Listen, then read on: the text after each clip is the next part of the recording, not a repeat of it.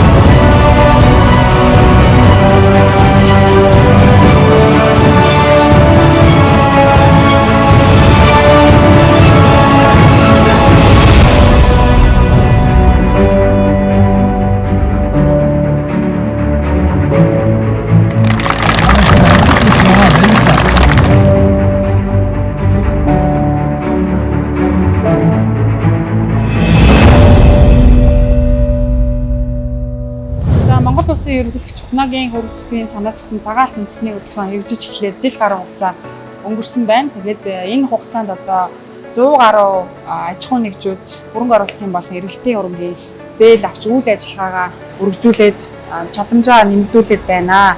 Ингээд өнөөдөр Хамбогд гишмэртэй ирсэн байна. Хамбогд гишмэрийн ерөнхий захирал ганццэг захиралтайгаа одоо ярилцахаар ирсэн байна. Цагаалт үндэсний хөтөлбөрийн хүрээнд одоо хэн төрөний зээл аваад үйл ажиллагаагаа яаж өргөжүүлэх вэ? Талаараа таасан ярьж өгч. Хамбогд гишмэрийн үед одоо цагаан хөтөлбөрийн хэмжээнд одоо хоног хөрөнгөний зээл авсан. Хоног хөрөнгөний зээлээр одоо чак гэрхэн төгрөнд одоо хамгийн сүүлийн үеийн фуд гарментын машиныг 25 ширхгийг бол одоо авсан байна. Нэгдүгээр хоёрдугаар бид нар хөрөнгө оруулалтын оруулалтаа өргөсгөөд 8 давхар байшин бол одоо бид нар бариад ашиглалтанд оруулж байна. Ингэснээр бол одоо үйлдвэрлэлийн хүчин чадлыг бол 50%-аар нэмж байгаа. Сүүлийн 30-аад жилд бол одоо хэрэгжээгүй хамгийн том хөтөлбөр бол цагаан алт хөтөлбөр. Бид бол анх удаа бид нар ийм зоригтой хөрөнгө оруулалтуудыг хийж, зоригтой үйлдвэрлэлээ өргөтөж байгаа. Хуучин бол бид нар хийх гэсэн боловч нэг айдастай байдаг байсан. Одоо цагаан алт хөтөлбөр хэрэгснээр бид нар бол одоо маш их зоригтой шийдэмгий том хөрөнгө оруулалтуудыг хийж чадсан. 6500 м2 үйлдвэрлэлийн барилгыг барьж одоо маш богино хугацаанд ашиглалтанд оруулсан. Тоног төхөөрөмжийн 30 тэрбум төгрөгийн тоног төхөөрөмжийг бас зоригтой захиалга хийж, тоног төхөөрөмжөө угсраад одоо үйлдвэрлүүлээд суулгаад, үйлдвэртээ орон суулгаад хэвийн ажиллаад эхэлсэн байгаа. Энэ маань хамгийн сүүлийн техник технологиг нэвтрүүлж чадаж, ажлын байрыг бий болгож чадаж, баялаг бүтээж чадаж байгаадаа бид хүн бахархалтайгаар хэлж байна. Экспорт бол маш их нэмэгдсэн. Түүхийн долларын үн бас нэмэгдсэн байгаа. Ажлын байр нэмэгдсэн. Татвар төлөх бааз суурь маань нэмэгдсэн. Эдийн засагт улс эх орны эдийн засаг болон ард иргэд аж ахуй нэгж бид нарт маш их ээлтэй, маш их олон үйлдвэрүүд баярлж байгаа. Маань богино хугацаанд биш, урт хугацаандаа ингээд хэрэгжиж явбал Монгол улсын эдийн засаг нийгэмд асар их хувь нэмрийг үзүүлэхээр үнэхээр өгөөжтэй сайхан хөтөлбөрүүд байгаа. За Хамбогд гишмэр маань ерөнхийлөгчийн санаасан цагаан алт хөтөлбөрт хамрагдаж 2 жилийн хугацаанд бол зөөлөн аяллаа үйлдвэрлэл болон шүлжих үйлдвэрлэл дээр хүчин чадлаа нэмсэн байгаа. Шүлжих үйлдвэрлэлийн Shimano-ийн оюутлгүй шүлжигдэх full garment машин нь бол 26 машин. Аяллахаа зөөлөн аяллахаа цэгт бид нар бүрэн гүйцэд костюм пижакийг одоо бүх индүү пресс одоо юугаар ордог заах мөр залгах одоо гэх мэтлэн бүх технологийн тоног төхөөрөмжүүдийг бол зөөлөн аялалтаа бол бүрэн томлож цуглуулсан байгаа. Зөөлөн аялалт талдаа бол манайх Sweet Paprika гэдэг Солонгосын аймал бүтээгдэхүүн пижак байдаг компанитай гэрээ хийсэн байгаа. Энэ компанитай хамтарч ажилласнаар болоод бид нэр Samsung ноолороо Colombo болон Loro Piana гэх мэтлэн Италийн компаниудад бид нар Samsung ноолороо экспортлдог. Эннийхээ юугаар эргээд Монголын ноолор маань эргээд Италидаа даав болоод хийгдээд буцаад Монголдо орж ирж байгаа.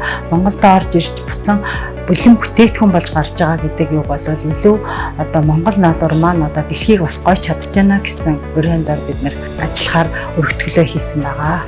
За тэгэхээр та бүхэн бас энэ доктортой хүртлийн зорилтуудад нийцсэн ийм үйл ажиллагаа эрхэлж байгаа шүү дээ, тэ.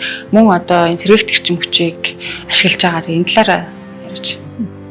Хамбогд гişмээрийн хувьд бол нийт үйлдвэрлэлийн 40% бол сэргээт хэрчим хүчээс бол хэрэгжилж байгаа. Хог хаягдлын менежмент бас ингэж хэрэгжүүлж байна. Ер нь ногоо үйлдвэрлэл болох зорилго тавьж ажиллаж исэн.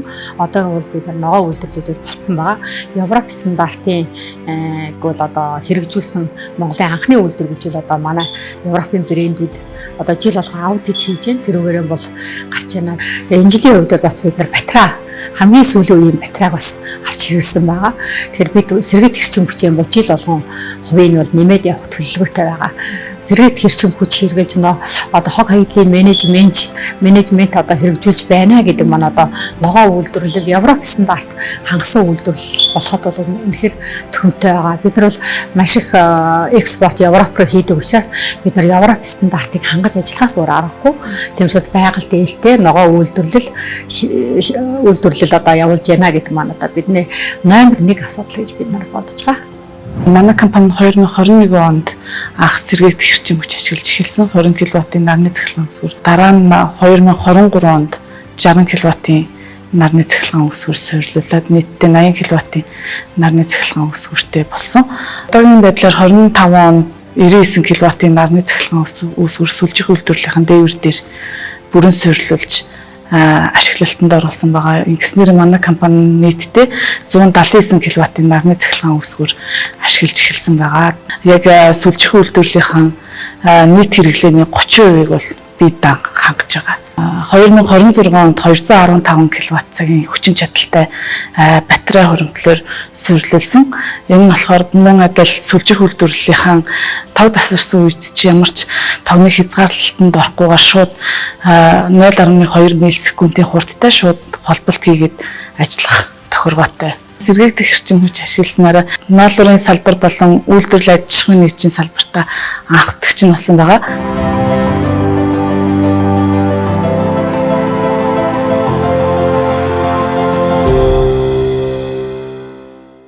Монгол Улсын ерөнхийлөгчийн санаачилсан цагаан алт үндэсний хөдөлгөөн маань 2 дахь жилдээ үргэлжилж байна. За энэ үндэсний хөдөлгөөн бол ноолуур аширны салбарт хэрэгжиж байгаа юм томоохон үндэсний хөдөлгөөн. За энэ дундаас ноолуурын салбарт гэх юм бол бид нар бас өнгөрсөн онд ноолуурын үйлдвэрийн салбартаа эргэлтийн болон хөрөнгө оруулалтын зээлийг олгосон. За үүний үр дүнд бас бид нар өнгөрч 2025 онд 4000 тонн самс ноолуурыг экспортлсон. За энэ маань бас түүхэндээ бас гараагүй юм амжилт. 2024 онд угаас нь ноолуур экспортлог байсан бол бид нар одоо самсны ноолуур экспортлог болсон. За цаашдаа бид нар эрэм луцас бэлэн бүтээгдэхүүний экспортод нэмэгдүүл. Энэ бүтцийн өөрчлөлтийг бол салбарынхаа үйлдвэрлэгчтэй хамтраад хийгээ явж байна. За олон улсын ГОЦ, за ISO гэдэг стандартыг манай үйлдвэрүүд маань нэвтрүүлж байна. За салбарын үйлдвэрүүдийн бас экспортыг нэмэгдүүлэх хүрээнд гадаад харилцааны яам ноолуурын холбоотой хамтраад газар зүйн залттай бүтээгдэхүүн бий болох ажлыг эхлүүлж байна. За энэ хүрээнд Европын холбоонд Монгол улсад бэлтгэж байгаа 5 өнгийн ноолуураа газар зүйн залттай бүтээгдэхүүн болох ажил маань эхний иш бүтэн хэрэгжээд дууссан. Ингэснээрээ бас бид нар зөвхөн дэлхийд дахин Монгол улс маань 5 өнгийн ноолуур бэлтгэхээр энэ онцлогоо бас Европын зах зээл таниулах, экспортод нэмэх ийм ажлыг бас хийгдэж явж байна. Сүүлийн үед бол ерөнхийдөө малчид маань өөрсдийнхөө орлогыг нэмэгдүүлэх үүднээс одоо жин дээр их анхаарсан. Тэр жин дээр анхаарснаас болж одоо ноолуурын ширхэгт маш их бүдүүрсэн. За эргээд энэ нь бол зах зээл дээр борлуулагдахад маш их хүндрэл учирсан. Тэгээд малчдын орлогч тодорхой хэмжээгээр буурсан, үйлдвэрүүдийн үйл ажиллагаанд ч бас доголдол үүссэн. Одоо ингээд харьцангуй бас энэ цагаан алт хөтөлбөрийн хүрээнд тэгээ малчдын орлого нэмгэж байгаа ийм үед бол малчид энэ түүхийд дээр маш сайн анхаарах хэрэгтэй байна. Анхаарч байгаа. Тэгээд сургалт сурчлагаа манай компани зүгээс өөрийн биеэр одоо их явж малчдад хоршоодод энэ сургалт хийсэн. Одоо үүний үр дүнд бас бид бас тодорхой ажлуудыг хийлээ. 25 онд биднээс Өмнө Говь аймгийн Номгон сумын Лусын эсэрчим орчоонд одоо 300 ухан нишиг буюу Сүхбаатар аймгийн угшилтай ийм ухан нишгийг хүргэж нийлүүлсэн байгаа. Энэ нь бол цэвэр одоо нийгмийн хариуцлагын хүрээнд хийсэн ажил байгаа. Ямар ач холбогдолтой юм бэ гэвэл тухайн орон нутгийн ноолуурын чанарыг сайжруулах, микроныг нарийн болгох, тэгээд дээрэс нь яг нэг өнгийн ноолуур гардаг ийм болгох ийм зорилготой. Эхнээсээ ч одоо малчид ам сайтай байгаа. Одоо 2 дахь үе буюу 27 оноос эхлээд ноолуурын гарцсан микрон бас сайжрахын төлөвтэй байна гэж дүгнж байгаа. Малчид бас яг энэ туршлагаас малынхаа үйлдвэр угсаан дээр анхаарах хэрэгтэй. Тэгээд гарч байгаа ноолорынхаа микрон дээр маш анхаарал дэлхийд бас өрсөлдөх чадвар бий болоод малчтын шиг орлого нэмэгдэн. Малчид маань үндсэндээ бол түүхий дээр маш анхаарах хэрэгтэй байна л гэдгийг дахин хэлмээр байгаа. За нөгөөдгөр бас энэ олон улсад ерөөсөө эмчиг хандлага яваад байна шүү дээ тийм. Малын гаралтай түүхий эдээр бүтсэн одоо бүтээгдэхүүн буюу хувцас юм шиг. Хувцас гэдэг маань ерөөсөө одоо зөвхөн амд орж байгаа хоолоос гадна одоо биеинд хүрэлцэж байгаа энэ одоо бүтээгдэхүүн химийн гаралтай гэхээсээ илүү амьтны гаралтай нэг бол ноос те кашмир гих мэтчлэн ийм одоо түүхий дээр одоо гадныхан илүү бүтсэн бүтээгдэхүүн хэрэглэх юм чиг хандлага руу явж шүү дээ. Тэгэхээр энэ дээр та надад мэдрэгдэж байна уу? Энэ дээр ямар хөө тий. Манай кашмирын бүтээгдэхүүн бол одоо дэлхийд хамгийн эко бүтээгдэхүүн, ногоон бүтээгдэхүүн байгаа.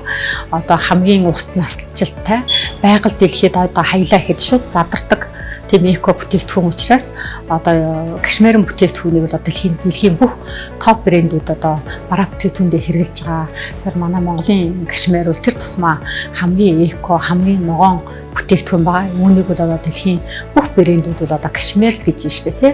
Ерөнхийлөгчийн айлчлал, Италийн айлчлал дээр нь бол бүхэл хүмүүс кашмир, Монголын кашмир үнэхээр сайхан, Монгол гоё кашмиртэй шүү гэж хүн болгонд хэлжсэн. Тэгээд ер нь бол манай Монголын кашмир бол дэлхийд үнэхээр алдартай, үнэхээр гоё эко.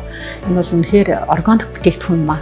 Хүний биед хамгийн ээлтэй, байгаль дэлхийд хамгийн ээлтэй, хүний хувцсны шкафанд хамгийн олон жил насжилттай ийм эко бүтээгдэхүүн. Үнэхээр дэлхийд маш их ховорхон тийм бүтээгдэхүүн.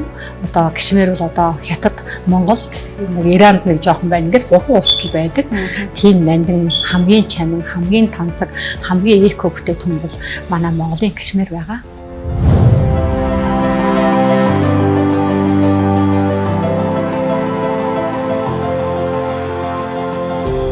Цагаан алт үндэсний хөдөлгөөн